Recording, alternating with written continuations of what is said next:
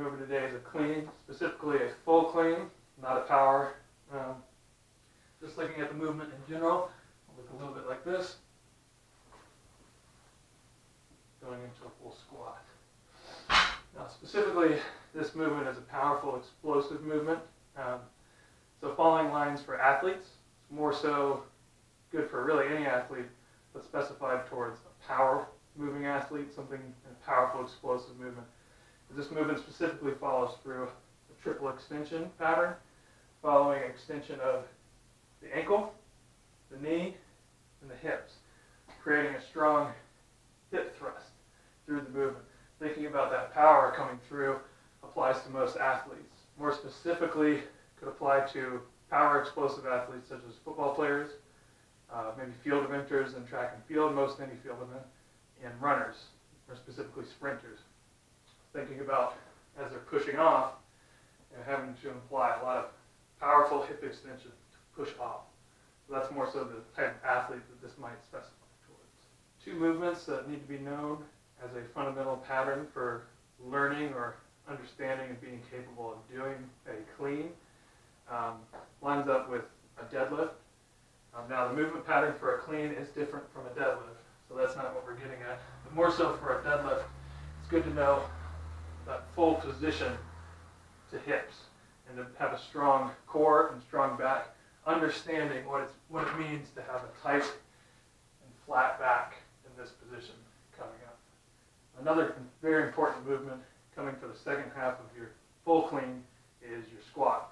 So as you go into your clean, after you rack it, as you're racking it, you'll be dropping under the bar into a squatting position. In order to be able to do this, you need to have already known how to squat. So a back squat would come in hand. Knowing that normally, if the participant does not understand or know or had any experience in weightlifting, it'd be suggested for them just to immediately learn how to air squat and proper mechanics. Post that, learning how to do a back squat properly, and then learning more specifically how to do a front rack squat, known as a front squat. Keeping the bar racked, elbows up, mat down. This is working on that front rack position as they fall into a clean. If they fall into a clean with elbows down, they'll most likely lose the weight in front of them. Making sure they keep a tight forward rack position. Learning how to do a front squat. Okay, for warm-up and exercises, one of the most common things that you see when someone gets to the squatting half of a full clean is calf issues. They'll have tight calves, so when they go down for a squat, they'll go down and they'll have their heels come up and they won't be able to get that strong position. So an important one is to do a calf stretch. You can use this against the wall or against the rack. Simply put your foot up against the wall as much as you can and push against your foot and pull your body closer towards that wall to get a stretch in your calf. Do this on both sides. Suggest holding it about 10-15 seconds at a time, switching, doing around 5 times, 3 to 5 times for each leg, getting a good stretch so that you will be mobile enough to get into that squat position. Okay. So another stretch that's important for the front rack position is if somebody has either pain or issues getting their wrist into this front rack position. Usually it's because of tight forearm or just not being comfortable in that position. Something that could help is wrist forearm stretches. Part of that is getting on your knees, placing your hands, your palms down, fingers facing your knees, and it's important to stay in a nice upright position while you're doing this as much as you can, and lean back, keeping your palms exactly where they are, leaning back, and you'll feel a stretch right in your forearm here. This is basically getting your wrist ready to be in this position. This position is very good to prep immediately. You can do this right before your lift and immediately see results. Best way to do this is generally maybe 1 hold, maybe 2 holds for around 30 seconds at a time. Any longer than that's really not necessary, but it's good to emphasize this for somebody who has extreme issues in this position, continually practicing and doing it before the lift and sometimes just doing the regular stretching. stretch to do for clean, specifically, once again, for holding the front rack position, which is most people's issue. Keeping elbows up is very important. Part of that can be some wrist issues, but a lot of it can be mobility issues in your lats. Now, most people can do a front rack position like this when there's no weight or no bar, but when somebody gets it on there, it's a lot more difficult for them to push into that position with resistance. A good stretch to do before the lift, to stretch out your lats. Take a band, wrap it around a post of some sort or the rack that you're going to be working near, or anything like that. Take it in your hand, which one you want to stretch. Begin walking forward while keeping your arm behind you. Basically lean forward with your whole body, pushing that chest up straight, creating a good stretch in your shoulder, especially through your lat. I suggest doing that for probably 10 to 20 seconds each arm, just to get that stretch before you lift. Now, this is definitely important for somebody who has extreme mobility issues in these areas. Perhaps doing it a little longer for multiple sets of maybe 5 to 20 seconds each. For someone who's pretty good at this but already just needs to warm up a little before, maybe 2 sets of 15 seconds before the lift, just to get that stretch going so they can push into a front rack and they're clean. Okay, an exercise specifically that you can do for this, especially good for beginners, to implement learning that hip extension movement, is to do kettlebell swings. Now, if you don't have a kettlebell like me, you can use a dumbbell. Simply grip it like this, such as a kettlebell handles would be. Now, kettlebell swing, implementing hip movement, taking dumbbell or kettlebell and swinging it, not with your arms, but with your hips. Going under into a squat position here, and then coming up by extending the hips, moving the weight up to about chest height, so keeping it hip movement, squeezing the glutes to provide some extension, creating a powerful movement, making sure that your arms aren't moving the weight, but that your hips are moving. This is a good warm-up to get used to powerful hip movement. I'd suggest for a simple warm-up so that you don't fatigue yourself, and before doing the actual clean, probably only doing maybe 2 sets of 10 to 15 kettlebell swings or with dumbbell, in order to not fatigue yourself but still get the blood flowing and get that activation of the glutes and moving your hips out into that position. Okay, another movement is basically jumping with hip extension. It can be done many ways. You can do it body weight, and all this is basically almost squat jumping, but not into a full squat. If you go from a full squat and do a jump, probably fatigue you a little more than you want before doing the actual movement. I would suggest going to powerful jumping position and jumping, making sure you're getting hip activation in your jumping. You can do that without or with. I specifically like doing it with a PVC, creating that more movement-specific warm-up. PVC can be used in many ways, especially for instructionals for your lift, but specifically for this movement, I want to keep barbell position or a PVC position at the hips, and gripping a little outside of the shoulders, probably right along the shoulders, making sure you're not touching your hips, because this will follow through when we get to the actual clean movement. This movement, we'll actually want to squat down, almost like we're going into our beginning, or into our phase where the bar is at our knees, coming up into that position where we're going through a powerful hip extension for the clean. This position will get the bar to here, and all we're going to do here is jump and make sure that bar keeps close to us, close to our hips, jumping up, implying for some people, if they can remember it, take a little shrug as they're jumping, pulling out. So it's a jump, hit, shrug. This is a technique movement as well as a warm-up. So from here, jump, jump, jump, making sure that they get powerful pushing, extending out. If you see a person jumping such as this, it's not very good because we're not getting a full really emphasizing a good warm-up of popping as well as their learning technique. For this, once again, like the last one, don't want to do too much to overwarm them up or get them fatigued before the actual movement. So it'd be good for them to do probably 1 to 2 sets of 10 reps, just to get that jumping exercise, hip extension, and just warming up that technique. Okay, so now we're going to go through the actual lift. First, setup position is key. Making sure, as we said before, general preparation for this could be a deadlift, but position-wise, it's not a deadlift. Here we don't want our feet shoulder width apart. That's too close. That's more of a deadlift position. Slightly outside of shoulders, where you want your position to be for the beginning of this. Grip, typically I would do hands right outside of feet.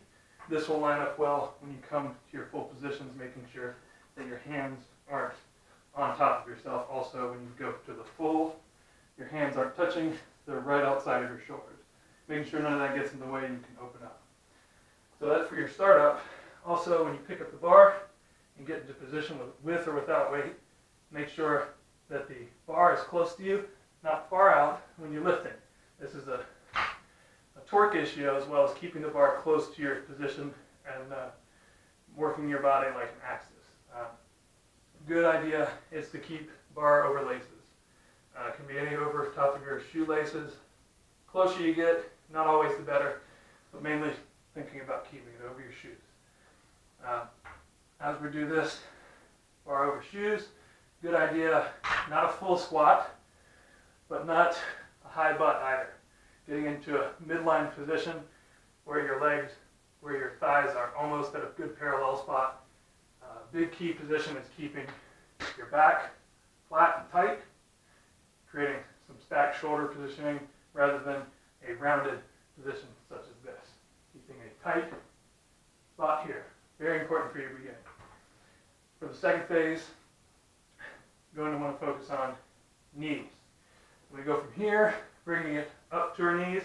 We're going to push our knees back. So coming from here, push knees back, keeping the bar close.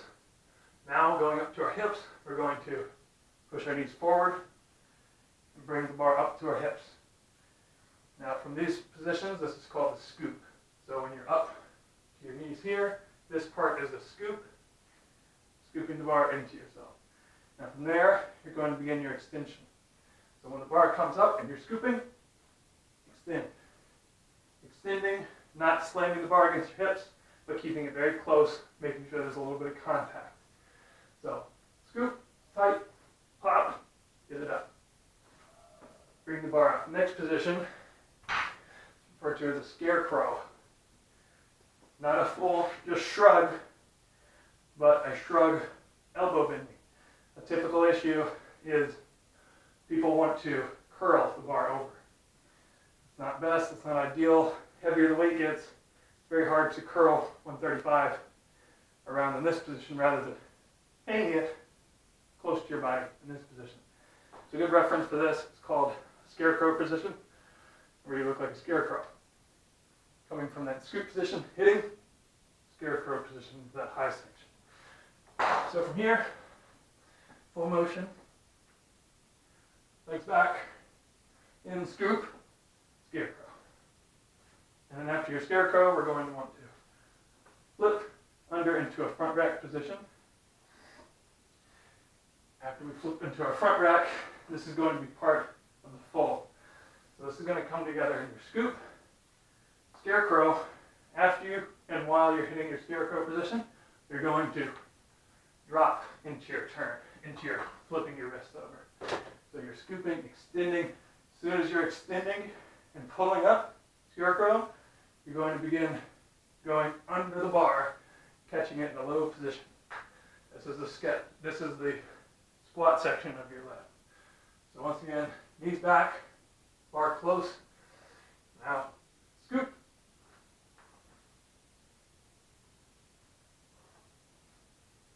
And there's a full clean.